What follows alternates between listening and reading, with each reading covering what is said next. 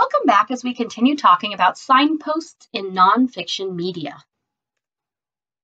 And just like we talked about on our last video, we talked about how our writing is full of details, and we call those details signposts. So we're going to continue looking at how the signposts we've been using all year also apply to nonfiction texts, just kind of in their own way.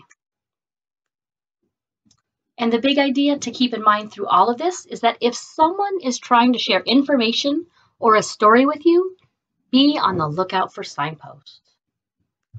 All right, last time we talked about words of the wiser again and again and tough questions, and we found them in this article. Today we're going to check out 3 new signposts and talk about what they look like in nonfiction. The first one is a memory moment. Let me get my color going. There we go. A memory moment in fiction was like when the character shares a memory. And it's very similar in nonfiction. In nonfiction, sometimes the author will share a memory or an historical story to help the reader connect. Sometimes if you're reading a story, let's say you're reading a story about baseball, the author might start with what's called an anecdote. An anecdote is when they tell a historical story that connects. It could be a story from their own life. They might tell you about how they started playing Little League when they were in elementary school and then connect it to their baseball story. Or they might tell you a story about a famous baseball player to connect you to the idea. So when you notice the author is giving you background information, or it feels like they jumped back in time to give you some historical information or a memory, you have found a memory moment.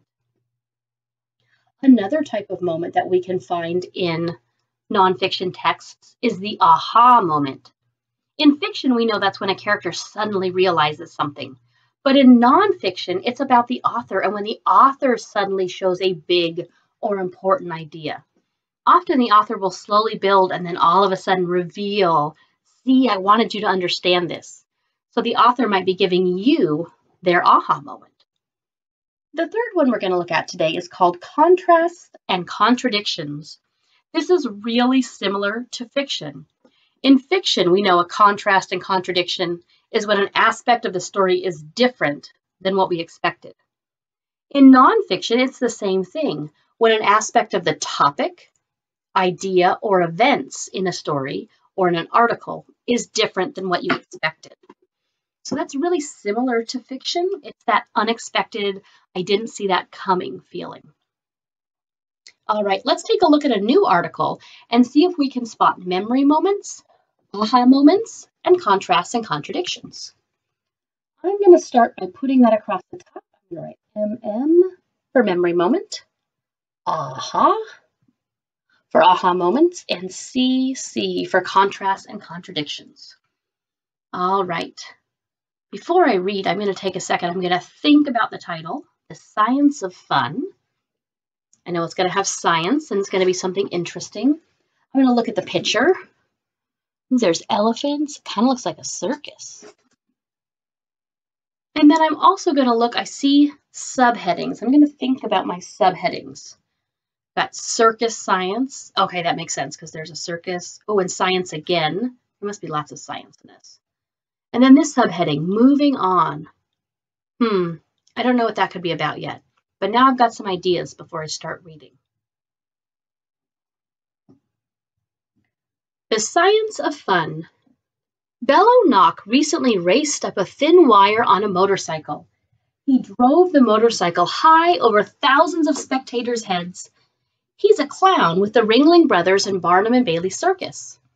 To the spectators below, Bello's stunt looked dangerous, and it was. But Bello knew a secret. He was using science to help keep himself safe. The author told me a bunch of stuff and then kind of gave me a little inside. The author gave us an aha. We know that the guy's riding his motorcycle and he's doing a dangerous stunt, but the author gave us this secret. He was using science to help keep himself safe. The author showed us the aha moment. All right, let's keep going. Circus Science. Bello began performing circus stunts when he was 9 years old. He walked on a thin wire that was stretched 9 feet off the ground. The author went back in time and told us something from the past. Memory moment. To stay on a wire without falling, Bello needs to keep his center of gravity low. An object's center of gravity is usually located in the middle of the object. That's where the object's weight is centered. By crouching and keeping low, Bello keeps his center of gravity low. To lower his center of gravity, the lower his center of gravity, the harder it is for Bello to fall. Bello often carries a heavy metal stick when he performs. The stick bends downward, lowering his center of gravity. Whoa, did you catch the again and again? I know that's not our focus today, but they said center of gravity lots of times. Because they said center of gravity so many times, I think I should go back and reread it after I finish the article and see if I really understand that. I also felt like in this paragraph, there was something that felt like a contrast and a contradiction to me. Right here, when they talk about how he was walking on a thin wire 9 feet off the ground when he was just a kid, that seems unusual to me. That makes his story seem really unique. All right, let's keep going. Moving on. Bello also uses Newton's first law of motion when he performs. That law is named for Isaac Newton. He was a scientist who lived about 275 years ago. Newton's first law of motion says that a moving object will keep moving unless an outside force acts on it.